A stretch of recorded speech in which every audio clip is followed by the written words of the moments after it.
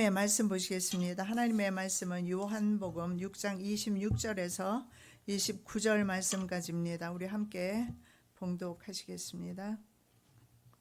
예수께서 대답하여 가라사대 내가 진실로 진실로 너희에게 이르노니 너희가 나를 찾는 것은 표적을 본 까닭이 아니요 떡을 먹고 배부른 까닭이로다.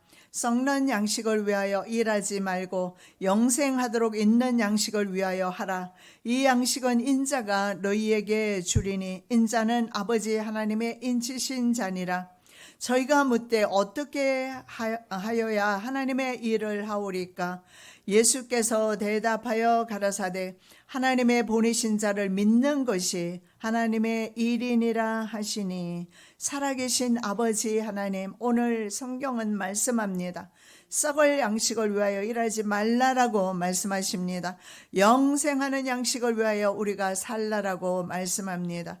이 시간에 말씀 가운데 깊이 깨닫게 도와주시옵시고 하나님의 주시는 그 말씀을 통하여서 삶의 귀한 양식으로 받고 삶 속에서 승리하는 그러한 삶을 살게 도와주시옵소서. 오늘도 부족하고 미련한 종을 세우셨사오니 입술을 사용하여 주시옵시며 우리 심령에 꼭 필요한 말씀이 전달되는 귀한 시간 되게 도와주시옵소서. 거룩하신 예수 그리스도의 이름으로 기도드립니다. 아멘. 제목의 말씀은 종교를 이익의 도구로 삼지 말자입니다. 많은 사람들이 자신의 이익의 도구로 종교를 삼기 때문에 오늘 철로 역정의 이야기는 우리에게 깊은 깨달음을 줄 것이라 생각합니다. 자, 허용의 시장에서 믿음이 순교하는 것을 본 사람이 있습니다. 그 사람의 이름이 바로 소망이라는 친구인데 믿음이 순교하는 가운데서도 그리스도인이 자신의 신앙을 굳건히 지키는 것을 보면서 그의 형제가 되어서 소망이라는 친구가 이제는 그리스도인과 함께 길동무가 되었습니다. 자, 오늘 우리가 믿음이라는 친구가 사형을 당했는데 또 하나님은 소망을 주셨다는 사실을 볼 수가 있습니다. 그래서 하나님의 진리는 말입니다. 한 사람이 죽어도 또 다른 사람을 통해서 전파된다는 사실을 알 수가 있습니다. 그리고 믿음이 처형당했으니 그리스도인의 믿음이 얼마나 약해졌겠습니까? 그러한 약해진 믿음 속에서도 그리스도인들에게는 천국을 향한 소망이 있다는 사실을 우리가 오늘 본문을 통해서 알 수가 있습니다. 자, 먼저 사심을 버리자. 우리가 한번 생각해 보기 원합니다. 사심을 조심해야 된다라는 사실을 알 수가 있는데, 자, 두 사람이 허용의 도시 경계선을 벗어나서 앞서가고 있던 사람이 있는데 기원이라는 fair speech라는 도시입니다. 시민인 사심이라는 친구를 따라잡게 됩니다. 자, 사울은 말입니다. 하나님의 명령보다도 하나님의 명령대로 아말렉과 전쟁할 때 사심이 있었다라는 사실을 그의 전쟁 결과를 통해서 알 수가 있습니다. 자, 그래서 사울은 하나님의 명령보다는 바로 자신의 정권 유지에 더 관심이 있었다는 사실을 알 수가 있습니다. 그리고 하나님의 명령을 어기면서까지 바로 자신의 영광을 취하는 것을 보게 됩니다. 자, 압살롬 역시 아버지를 죽이고 정권 탈취를 시도하게 됩니다. 두 사람의 특징을 보면은요, 바로 자기중심적인 사람인 것을 알 수가 있습니다. 자기중심의 세계관을 가지고 있다는 사실을 알 수가 있는데 두 사람의 특징이 모두 자신의 기념비를 세웠다라는 겁니다. 그것도 손수 자기 자신이 말입니다. 그래서 하나님보다 자기애가 강한 사람이고 하나님보다는 자기를 향한 사랑이 더 크다는 사실을 알 수가 있습니다. 자, 다윗을 보면 자신의 기념비를 세웠다라는 기록이 성경에는 없습니다. 그러나 그는 위대한 왕으로서 위대한 성도로서 유대인과 전 세계 그리스도인들에게 지금까지 기념되고 있다는 사실을 볼 수가 있습니다. 스스로 높아진 사람들의 종말과 다른 사람이 높 높여주는 사람들의 그 결과를 우리가 볼 수가 있는데, 하나님께서 다윗을 높이신다는 사실을 알 수가 있습니다. 자, 이 사심은 말입니다. selfish 마음이겠죠. 제2의 부차적 마음으로 볼 수가 있는데, 사심이라는 것은 또 다른 마음이 있다라는 겁니다. 내가 하나님은 사랑하지만 세상도 마음이 있어요. 이게 문제라고 오늘 성경은, 오늘 철로 역정에서 그렇게 말하고 있습니다. 자, 그의 아내 이름이 바로 누구냐면 명문 귀족의 딸인데 속임수 마님입니다. 그래서 바로 이 사심의 아내가 속임수 마님인 것을 봤을 때, 속이는 사람, 두 가지 마음 속에서 한 마음을 속이면서 다른 마음의 소욕을 채우는 사람이 사심인 것을 알 수가 있는데, 자, 그의 친척들의 이름을 한번 보면 기회주의자가 있고 팔방미인, 그리고 표리부동, 영합경, 무관심씨, 이런 사람들이 있습니다. 자, 그리고 이 교원이라는 도시에 살고 있는 바로 그 목사 이름이 있습니다. 그 목사 이름이 바로 사심의 어머니 형제 되는 사람인데 속임수 씨입니다. 속임수 목사입니다. 이것은 오늘날도 마찬가지로 속임수 목사가 많다라는 사실을 알 수 있고, 사심을 가진 목회자가 많다라는 사실을 볼 수가 있습니다. 전 본년이 살았을 때 실제로 그런 교역자들이 많았기 때문에 속임수 목사라고 말하고 있습니다. 자, 사심의 특징은요, 현실을 아주 빠르게 파악하는 능력이 있고 판단하는 능력이 있습니다. 그래서 무슨 일이 생겼을 때조차도, 어떤 일에서조차도 재빠른 임시 변통으로 임기응변에 능한 사람을 가리키겠습니다. 그래서 더 많은 다른 사람들보다 이익을 보는 사람입니다. 그런데 우리가 성경을 살펴보면, 그리고 성경이 어떤 말씀을 우리에게 주시느냐 보면, 그리스도인은 손해를 볼 수도 있고 재산을 빼앗길 수도 있다, 심지어는 생명까지도 빼앗길 수도 있다라고 성경은 말씀하고 있습니다. 그래서 그리스도인은 말입니다, 조금이라도 이익을 더 보기 위해서 남들에게 속여서 팔지 않습니다. 그리고 물건을 사는 사람들도 동일합니다. 예수 믿는 사람이 시장에 가서 너무 후려쳐서 물건값을 그렇게 사는 것도 썩 그렇게 그리스도인의 모습은, 아름다운 모습은 아니라고 생각됩니다. 자, 사심은 종교에 있어서는 시대적인 사조를 따라가는 사람이에요. 이 시대적인 사조와 흐름을 따르고 종교가 순탄한 길을 가고 영광을 볼 때, 명예롭게 빛날 때 종교를 믿습니다. 하나님을 따릅니다. 그래서 사심에게 있어서 가장 수치스러운 것은 바로 십자가입니다. 이것은 불명예입니다. 당시에 십자가에 달리는 사람은 가장 불명예스러운 죽음을 맞이하기 때문에 그렇습니다. 그래서 정말 사형수, 살인자들에게 주는 사형법이 바로 십자가형입니다. 그런데 이 십자가형을 받은 예수 그리스도, 너무나 수치스럽다.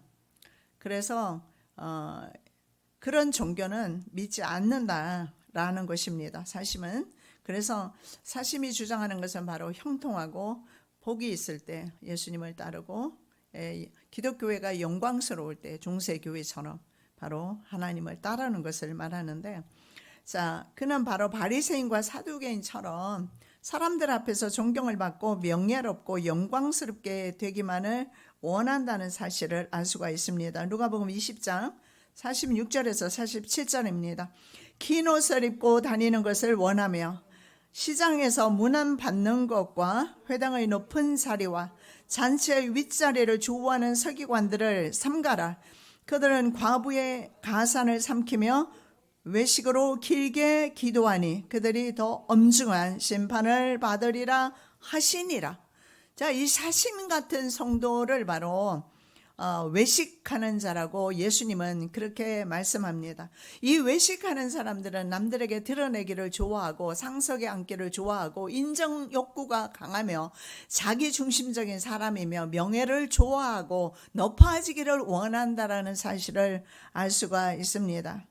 그래서 이런 사람들은 교회가 고난을 당할 때, 어려움을 당할 때 배도하는 사람일 것이며 교회를 떠나는 사람일 것이고, 자기 감정에 맞지 않았을 때 교회를 떠나며 기복적인 신앙을 가진 사람임을 알 수가 있습니다. 그래서 그리스도인은 이렇게 사심에게 말합니다. 비단옷을 기독교회가 교회가 비단옷을 입을 때조차 그럴 때는 물론이고 누더기를 걸치고 모욕을 당할 때조차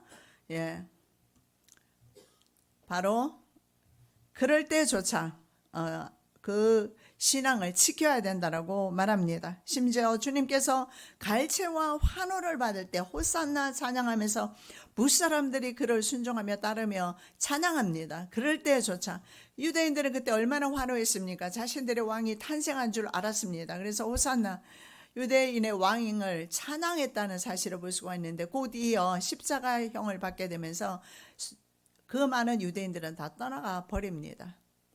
사심이라는 친구와 똑같습니다. 사심이 있어서 예수를 믿는 것임을 알 수가 있습니다. 그래서 예수께서 갈채 받을 때는 물론이고 쇠고랑을 차고 경멸의 대상이 되었고 침뱉음을 당할 때조차 바로 굳게 주님을 의지하고 믿어야 된다 라고 그리스도인은 담대하게 전합니다. 그 다음에 또 다른 친구를 만나게 돼요. 에전과 세욕 구두쇠입니다. 세 친구를 만나게 되는데 이 세 친구도 멀리 해야 된다라고 존 번연은 말하고 있습니다. 자, 돈을 사랑하는 자 미스터 머니 러브입니다. 돈을 너무 사랑하는 사람. 그래서 예전입니다. 그리고 세상을 붙잡고 있는 자 미스터 홀드 월드입니다. 세상을 꽉 붙들고 안 놓습니다. 바로 세욕이라는 남자입니다. 그 다음에 모든 것을 움켜쥐는 사람 미스터 세이브 올입니다. 모든 것이 다 자기 것으로 생각을 하게 됩니다.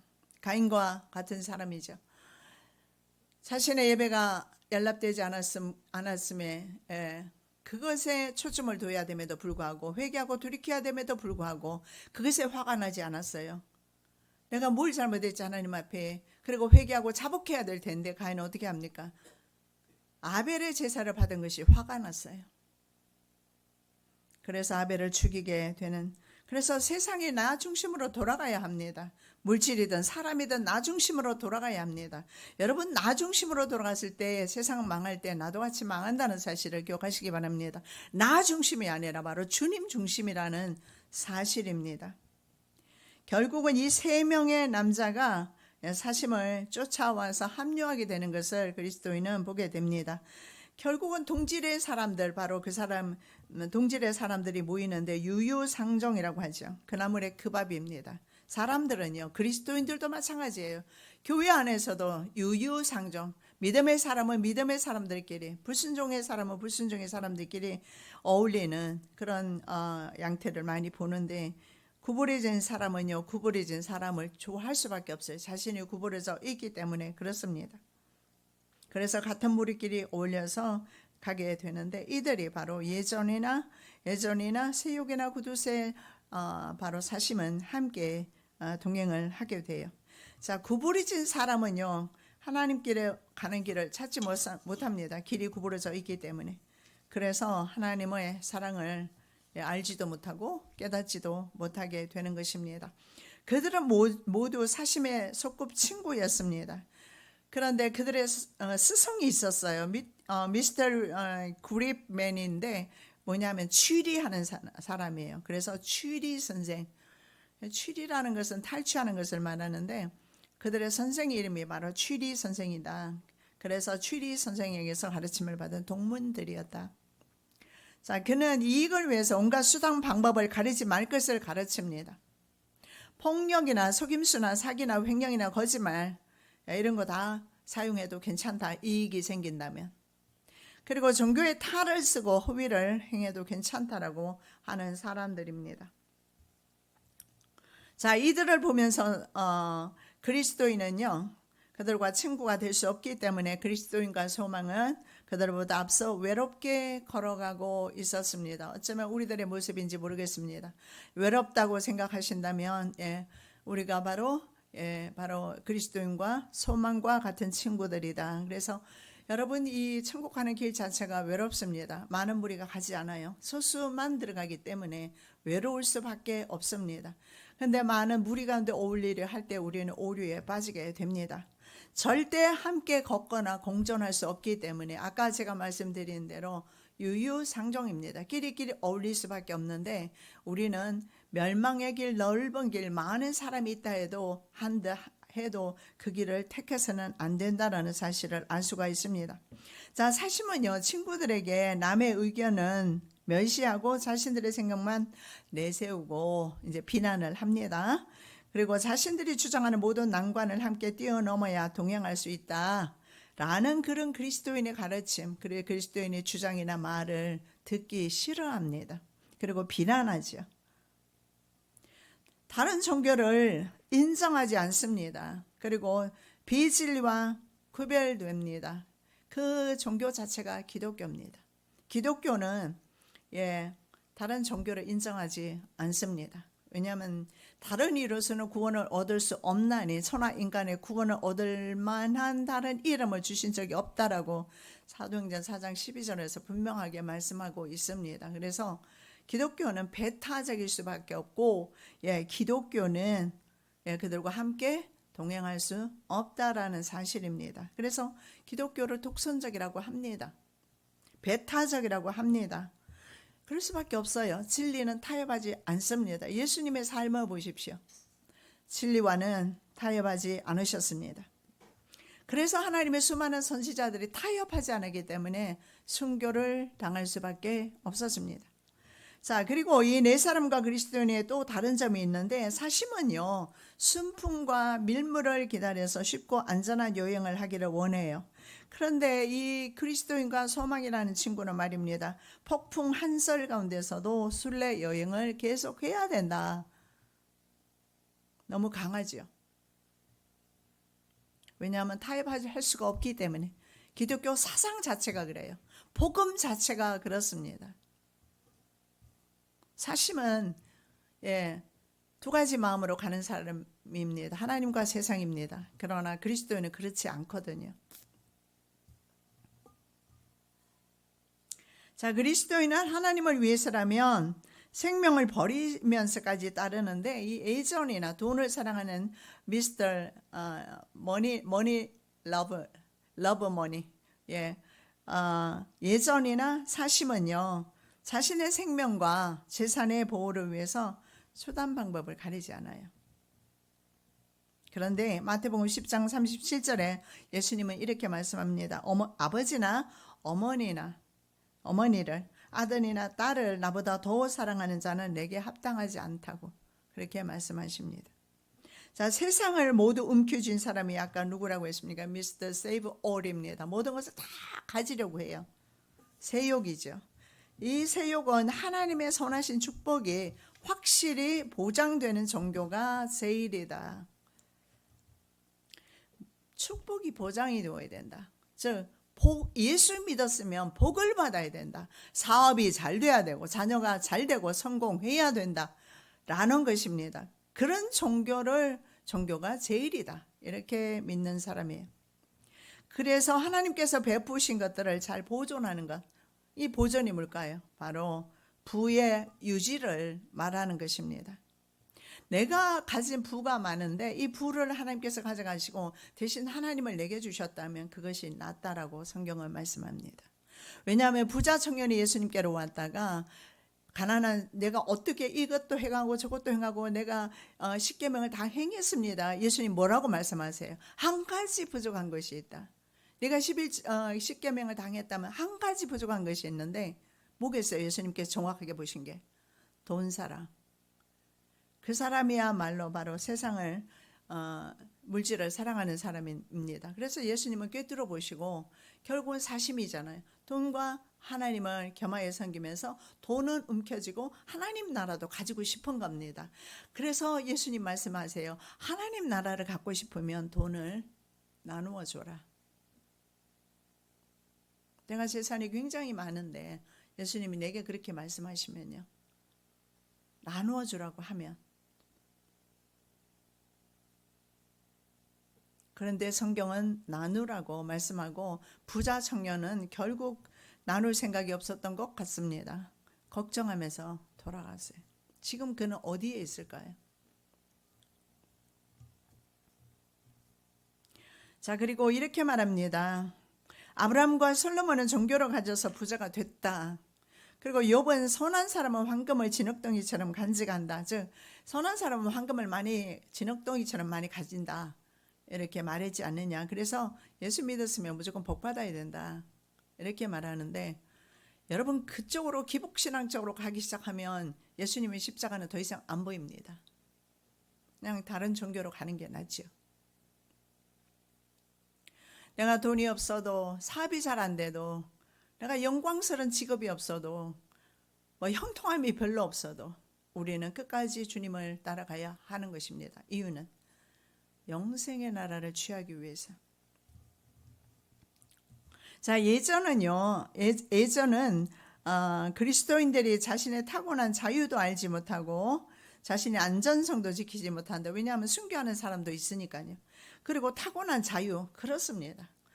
진짜 저도 목회 생활하면서 좀 자유롭게 살고 싶다는 생각도 많이 종종 해봤습니다. 얼마나 자유로울까. 딸이 한번 그런 얘기를 하더라고요.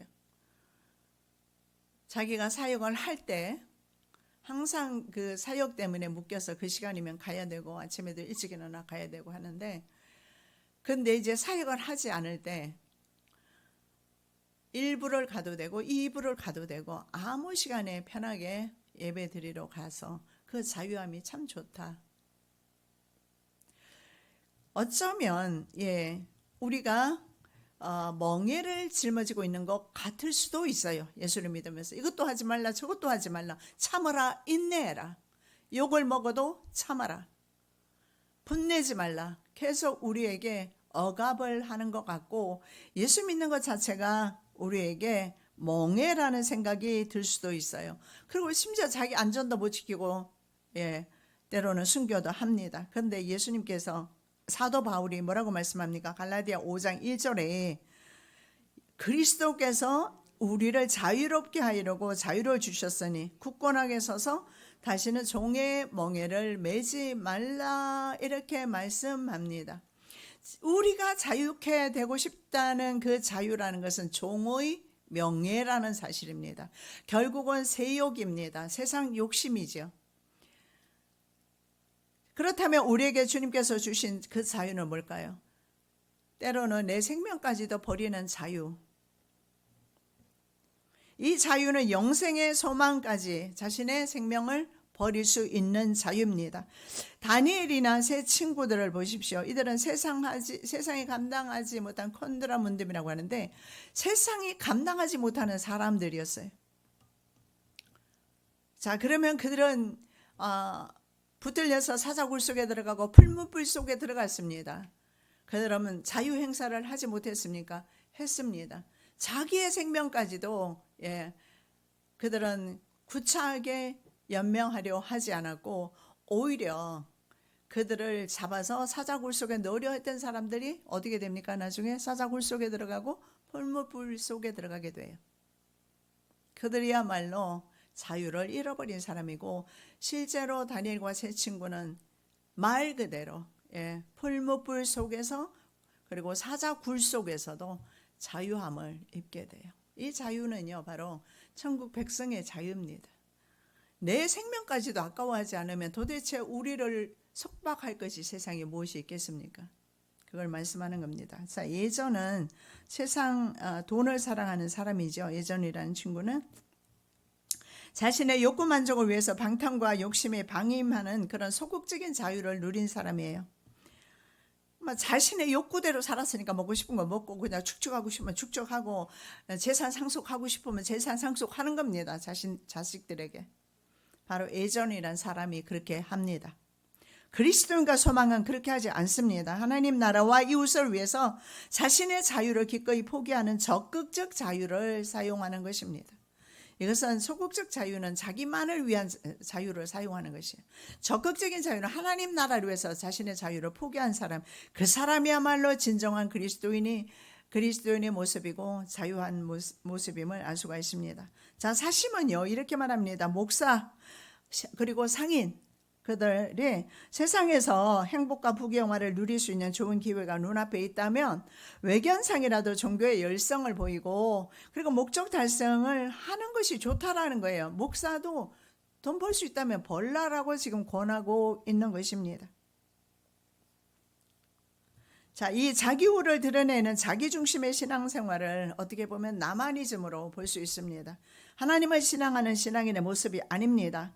로마서 10장 3절입니다. 하나님의 의를 모르고 자기 의를 세우려고 힘써 하나님의 의에 복종하지 아니하였느니라. 자, 이런 사람은 어떻습니까? 자기 좋을 대로 하나님의 말씀을 해석하고 세상의 온갖 부귀영화를 누리고 복을 받는 것이 합당하다 이렇게 말을 합니다. 그래서 이걸 기복주의자라고 볼 수가 있는데, 자, 하나님의 의가 그리스도인에게는요 죄 없음 무죄 선언입니다. 하나님의 의를 잃은 사람은 모르는 사람이라고 성경에서 말합니다. 무슨 말입니까? 예전 같은 사람은요 하나님의 의를 모르는 사람이니까 천국을 경험하지 못하고 천국을 유업으로 받지 못해요. 진정 자유한 사람이 아니다라는 것입니다. 자, 예전에 많이 훌륭한 자격을 갖춘 목사가 봉급이 너무 적어요. 개척교회 목회자들 봉급이라도 제대로 받겠습니까? 그래서 더 많은 보수를 받아야 되겠다 생각을 하고 공부를 열심히 합니다. 그리고 열성적으로 설교를 하고 까다로운 신자가 있어요. 기절이나 그 취향이 까다로운 그런 신자들이 있어서 그들을 비위를 맞추기 위해서 자기의 소신을 좀 수정해도 괜찮다라고 말해요. 저는 이건 잘못됐다라고 생각합니다. 듣거나 듣지 아니하거나 싫어하거나 간에 하나님의 말씀은 말씀대로 선포되어져야 된다. 교인들의 비유를 맞추기 위해서 말씀을 제대로 전하지 못하고 지옥을 전하지 못하고 십자가를 전하지 못한다면 그는 세상에서 직업을 얻는 것이 낫다라는 생각입니다. 그래서 하나님 이것은 바로 보수를 더 받고자 하는 것이 합법적이고 하나님의 섭리에 의한 기회라 이렇게 여러분이 이렇게 넘어가시면 안 돼요. 내가 예수 믿었더니 이렇게 복을 받고 사업이 잘 되고 이게 하나님 복이다. 거기에만 맞추시면 안 돼요. 예수 믿고 더 그러면 병이 온 사람은 어떻게 합니까? 그럼 예수 믿으면 죽지 않아야 돼요. 우리는 똑같아요. 죽기도 하고 질병에도 걸리고 사업에도 실패하고 어려움을 당할 수도 있어요. 자, 작은 가게 하나뿐인 어떤 장사꾼이 종교를 가졌습니다. 예수를 믿기 시작했는데 가게가 잘 됐어요. 하나님의 축복이라고 말할 수도 있는데 함부로 말할 수는 없어요. 더 많은 고객이 왔습니다. 그리고 심지어는 부유한 여자와 결혼까지 해서 갑자기 아주 부자가 되어버렸습니다. 그래서 예전은 바로 목적 달성을 위해서 종교를 갖는 것은 건전하고 유익한 일이라고 주장합니다. 그리고 많은 사람들이 그의 말에 박수갈채를 보냅니다. 과연 이렇게만 우리가 생각했을 때 예수님은 십자가를 지실 이유가 없는 것입니다. 자, 그리스도인조차도 외형상 작고 초라한 교회보다는요 크고 번성하는 교회를 찾는 것이 현실입니다. 성령으로 충만한 교회인지 그리스도의 생명력으로 충만한지 여부는 보지 않습니다. 그냥 외형적으로 성공을 사모하기 때문에 대리만족을 얻고 싶은 것입니다. 설교의 내용보다는요 유명 설교자이기 때문에 그냥 영상 설교를 무조건 여과 없이 시청합니다. 쓴물이 나오는지 단물이 나오는지 판단할 필요가 없습니다. 유명한 교회의 목사니까, 그 이름이 유명하니까. 그 사람이 지금은 죽은 설교를 하는지 살아있는 설교를 하는지. 제가 미국에 있다가 거의 한 17년 만인가요 왔을 때 친척 중에 아주 큰 교회를 하는 분이 있어요. 그분은 제가 있었을 때 굉장히 생명력 있는 설교를 했고 정말 형제였기 때문에 굉장히 친하게 지냈어요. 영적으로 맞았기 때문에. 어느 날 제가 라디오를 듣는데 말씀이 나오는데 목소리가 낯이 익어요. 생명이 없어요. 나중에 이제 그 교회 어떤 분들을 통해서 소문을 듣게 되었지만 명품 가방 좋아하고 세계 여행 다니고, 세계 여행 다닐 때는 교인들에게 교구장들이 헌금을 다 걷어서 돈을 걷어서 목회자에게 전달하고,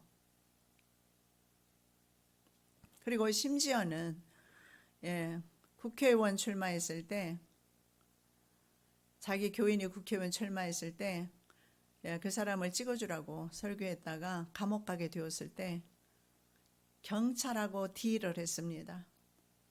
당회장 목사가 가야 되는데 자기가 설교했는데 자기가 안 가요.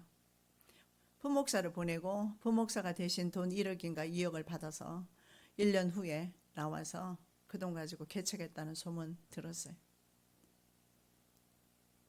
그 교회에 교인이 7, 8천 명 되는 것으로 알고 있어요.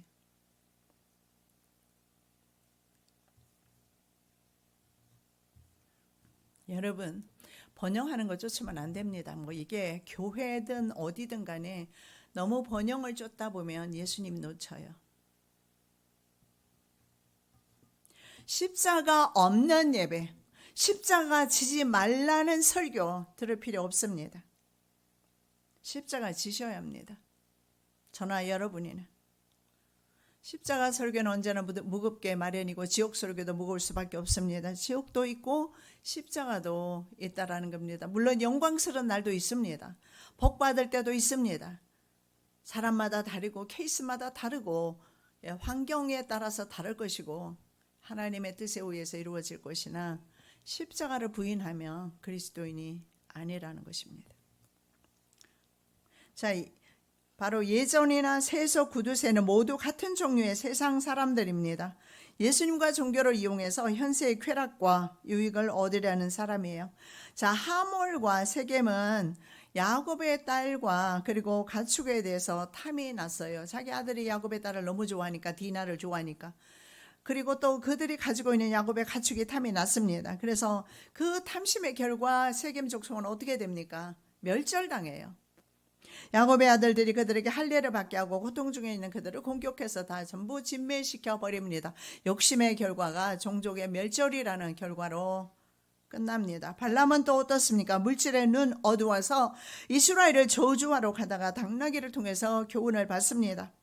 아시아 7 교회 중 버가모 교회도 바로 이스라엘 자손 앞에 걸림돌을 놓아서 우상의 제물을 먹게 했던 바로 발람, 또 이스라엘을 행음하게 했던 그 발람의 교훈을 따르는 자들이 있었다라고 말합니다. 즉 오늘날의 교회도 아시아 7 교회에 그런 교회가 있었다라는 것은 바로 오늘날의 교회도 바로 이 발람의 교훈을 따르는 목회자와 성도들이 있다라는 사실을 알 수가 있습니다.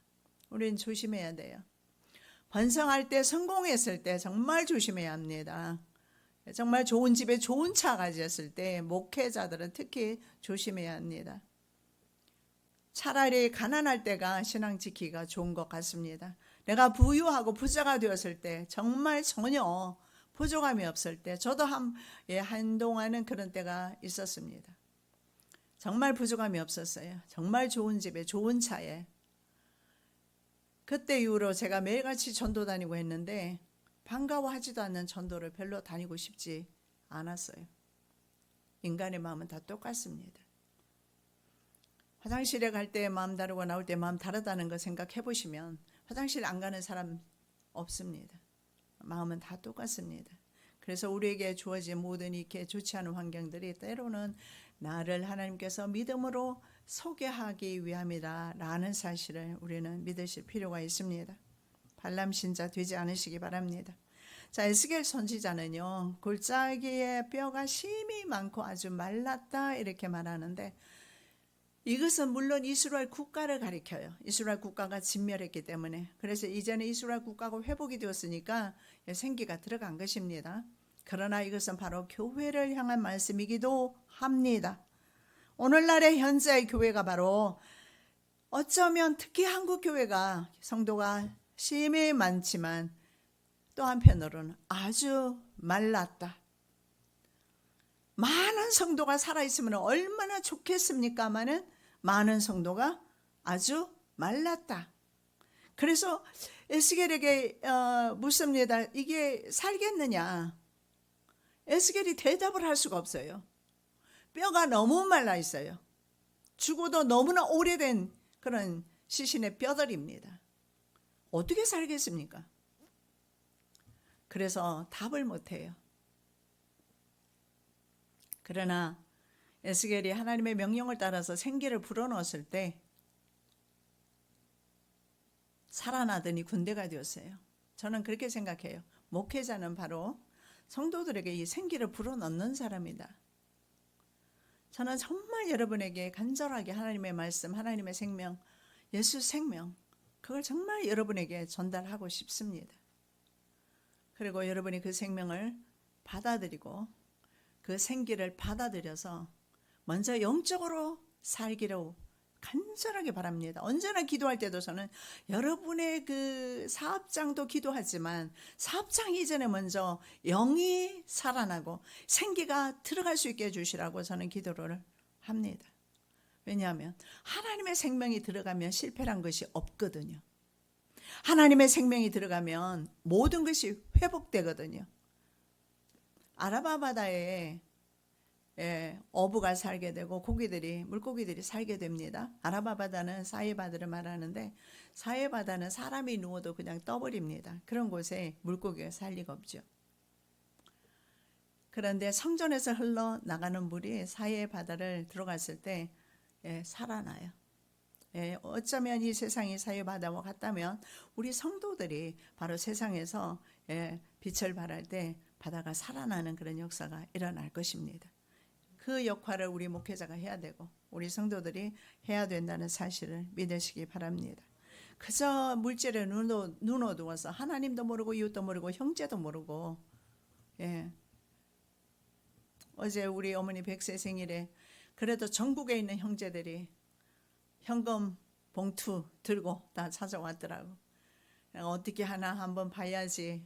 정말 안 오는 형제도 있을까. 아니 기꺼운 마음으로 와서 할머니 선물도 사고 또 손주는 또 현금으로 할머니한테 드리니까 아침에 현금 세느라고 교회 좀 늦게 왔어요. 현금을 많이 받아가지고. 그런데 우리가 하나님 앞에서 하나님의 자녀답게 물질에 눈 어두워서 정말 하나님도 모르고 이웃도 모르고 부모도 모르고 형제도 모르고 그렇게 살지 말고 하나님의 자녀답게 권세 있고 능력 있게 사시는 저와 여러분 되시기 바랍니다. 가룟 유다 한번 보시기 바랍니다. 재물에 눈 어두워서 그 귀한 스승을 팔아버리고 만왕의 왕이시고 창조주 하나님을 배반하고 영원한 지옥에 떨어졌습니다. 황금궤를 맡은 사람이에요. 동계산의 밝은 이지의 사람입니다. 그는 어쩌면 이성과 지혜, 본능이나 감정에 지배되지 않는 사람이었습니다. 동궤를 잘 보관하는 것이 그의 사명 아닙니까? 지식과 윤리에 따라 사물을 분별하고 이해하는 그런 슬기가 있는 사람일지도 모르겠습니다. 그런데요, 중요한 것은 그는 하나님의 아들 예수 그리스도를 알아보는 믿음이 없는 사람이었어요. 예수는 알아요. 3년이나 같이 지냈으니까. 그러나 예수를 믿는 믿음은 없어요. 교회 나온다고 다 아는 것이 아니에요. 예수님을 안다고 생각합니다. 그러나 실제로 아는 것과 믿는 것과는 차이가 있다라는 사실을 알 수가 있습니다. 라틴어 당금을 든 자들이 바로 시카리오스입니다. 이 시카리오스에 파생한 단어가 바로 시카리오인데 가룟 유다는 무력으로 유대 항쟁을 통해서 이끌던 무장단체 시카리오 출신이겠죠. 자, 그래서 무력으로 바로 정치적인 이스라엘의 회복을 원했던 사람이 가룟 유다입니다. 하스몬 왕조의 왕들처럼 예수 그리스도께서 왕이 될 줄 알았는데 뜬금없이 십자가라니 도대체 이해할 수가 없어요. 3년이나 따라다녔는데 어떻게 그 사람들이 당시에 그렇게 저주받은 사람들이 달리는 십자가라고 생각하고 저주받은 사람이라는 그 낙인을 찍히면서 내 스승이 십자가를 질 수가 있는가?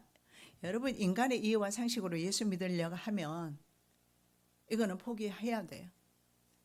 내가 예수 믿는 것이 아니라 하나님께서 나를 예수 믿게끔 해 주셔요. 예수님 말씀하시잖아요. 하나님께서 내게로 이끄신 자들, 그 사람들을 주님께서 받아주셔요. 그래서 하나님의 뜻대로 부르심을 받은 사람들이 바로 저와 여러분입니다. 자신의 힘과 능력으로 이 자리에 오지 않았어요. 바로 이 가룟 유다는 힘과 능력으로, 자신의 힘과 능력으로 뭔가를 해보려는 사람, 천국을 침노하려는 사람이었어요. 잘못됐습니다. 자, 마술사 시몬도 있습니다. 사도들이 안수하는 것을 보면서 사람들이 안수받으면서 막 치료가 이루어지기 시작을 해요. 기적이 일어납니다. 그래서 이렇게 말합니다. 이 권능을 내게도 주어 누구든지 내가 안수하는 사람 성령 받게 해주라고. 그러면서 사도들에게 돈을 건네요. 무슨 말입니까? 성령을 돈으로 삽니까? 돈으로 사겠다는 거예요. 성령님은 돈으로 살 수가 없어요. 그래서 사도행전 8장 22절에 보면 내 은과 내가 함께 망할지어다. 여러분, 물질을 사랑할 때 물질과 함께 망한다라는 사실을 보여주고 있습니다. 자, 가버나움에 계셨던 예수님을 찾아온 군중들이 있어요. 그 전에 어떤 사건이 있었느냐 하면 바로 산상에서 오병이어를 경험했어요. 5,000명이 물고기 2마리와 떡 5개를 가지고 먹고 남았어요. 자, 그래서 그 다음에도 예수님을 너무나 애타게 찾았습니다. 왜 그랬을까? 예수님이 지적하고 계십니다. 그들이 바로 생선과 떡을 먹고 배불렀기 때문이다. 내가 예수 믿는 이유가 배부르기 위해서 예수 믿습니까? 내가 복을 받기 위해서 예수 믿습니까? 내가 영광의 길을 걷기 위해서 예수 믿습니까? 지금 이들과 다를 바 없을 겁니다. 예수님께서 진짜 표적과 능력이신 예수를 믿지 않습니다. 예수께서 주시는 선물, 떡과 생선을 더 중요하게 생각했습니다. 에스더를 보십시오. 아하수에로 왕만 차지하면 됐습니다. 그러면 그 왕궁 안에 있는 모든 보물이 자신의 것이 되었습니다. 사실은 그런 이치를 사람들은 몰라요. 하나님만 모시고 살면 모든 것이 형통하고 모든 것이 기쁘고 즐겁고 행복한데, 그것보다는 하나님 좀 주시는 그 선물, 사업이 잘 되고 내 자식이 잘 되고 이런 것만을 원합니다. 예수님은 그것은 바로 썩을 양식이다. 그래서 썩을 양식은 물질인데 물질을 위해서 살지 말고 썩지 않는 양식, 영생하는 양식. 이스라엘 백성들은요, 만나를 거둬야 되는데 예수님께서 하나님께서 만나를 거두실 때 이렇게 말씀을 해요. 안식일 안식일 날에는 2배를 거둘 수가 있어요. 그리고 보통은 하루치만 가져가라 했어요. 근데 사람들은 욕심에 눈이 어두워서 하루치만 안 가져가요. 이틀치를 가져갔다가 못 먹었을 때 다 썩었어요. 거기에서 이 물질은 썩는다라는 걸 보여줘요. 그래서 예수님은 썩을 양식을 위해서 일하지 말라. 그래서 사람들은 질문해요. 그러면 우리가 어떻게 하여야 하나님의 일을 합니까? 이렇게 질문을 해요. 오늘 동일한 질문을 저도 드리기를 원합니다. 내가 어떻게 해야 하나님의 일을 하는 것입니까? 뭐 식사 준비하고 뭐 친교 음식 준비하고 그리고 뭐 전도 다니고 뭐 이런 것을 우리는 하나님이라고 생각하는데 예수님은 뭐라고 말씀할까요? 오늘 이 자리에 우리가 왜 와 있는가 한 번쯤은 생각해 볼 필요가 있습니다. 주님을 사랑해서입니까? 아니면 복받기 위해서입니까? 자, 예수님은 이렇게 말씀합니다. 하나님께서 보내신 일을 믿는 것이 하나님의 일이다. 하나님의 일이 무엇일까? 여러 가지 많은 봉사, 헌신, 충성이 있지만 하나님을 믿지 않으면서 그런 일을 하는 것은 의미가 없다라는 것을 말씀하고 있는 겁니다. 그래서 제일 성도들에게 중요한 것은 예수 그리스도를 믿는 믿음입니다. 그것이 바로 하나님 일입니다. 그래서 마지막 때도 바로 이 인생고 문제 때문에, 물질 때문에 배도하는 일이 있게 되는데, 예수 때문에 내가 시련을 받고 어려움이 있다면 주님을 산다는 증거입니다. 그렇다면 우리의 환경이 불만족스럽더라도 우리는 환경에 감사할 수가 있는 것입니다. 감사하시는 저와 여러분 되시기 바랍니다. 왜냐하면 나는 복받기 위해서 온 것이 아니라 주님을 사랑하기 때문에 이 자리에 있기 때문입니다. 살아계신 아버지 하나님, 참으로 감사합니다. 오늘 우리에게 질문합니다. 썩을 양식을 위해서 우리가 살고 있는지, 아니면 영생하는 양식, 바로 주님을 사랑해서 이 자리에 왔는지 질문하고 있습니다. 우리는 더 이상 썩을 양식을 위해서 고민하지 말고 영생하는 나라 바라보면서 승리의 삶을 살 수 있도록 도와주시옵소서. 거룩하신 예수 그리스도의 이름으로 기도드립니다.